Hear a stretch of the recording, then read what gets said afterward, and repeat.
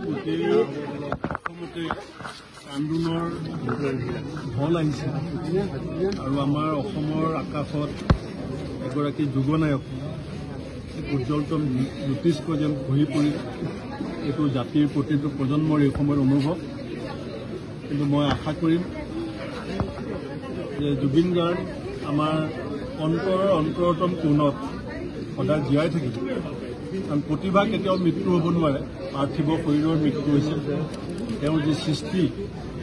আৰু মই অসম চৰকাৰকো আহ্বান জনাম, বিশেষকৈ মুখ্যমন্ত্ৰী ডাঙৰীয়াক আহ্বান জনাম যে তেখেতৰ সমাধিস্থলত এটা sound and light show' Zubeen গাৰ্গৰ যি সৃষ্টি আৰু প্ৰতিভা তাক নতুন প্ৰজন্মটোৰ সন্মুখত এটা প্ৰেৰণাৰ উৎস হিচাপে ৰাখিবৰ কাৰণে ছাউণ্ড এণ্ড লাইট শ্ব' এটা যদি কৰে, তেতিয়া জুবিন গাৰ্গৰ জীৱনকালত এতিয়া চবেই আমি কৈছোঁ যে জীৱন্ত কিংবদন্তি, এক যুগনায়ক, কিন্তু তেওঁৰ যিটো অৱদান আৰু সৃষ্টি সেয়া আমি কাললৈকে জীয়াই ৰখাটো মই ভাবোঁ যে বৰ্তমান চৰকাৰখনে দায়িত্বটো ল'ব লাগে।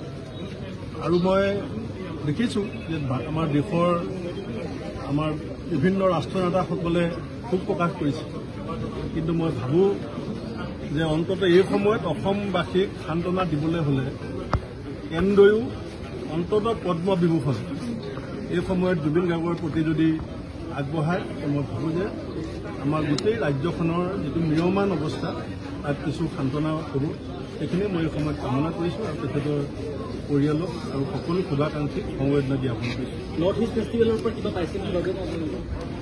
কালিৰে পৰা যিমান টিভিত দেখিছোঁ ইমান মানুহে অভিযোগ আনিছে, ইমান হাজাৰ হাজাৰ লাখ লাখ মানুহে যদি এটা অভিযোগ আনিছে, সেইটো মই ভাবোঁ চৰকাৰে পৰিয়ালৰ সৈতে আলোচনা কৰি এই বিষয়ত এটা ৰাইজক বাৰ্তা দিয়াটো ভাল হ'ব।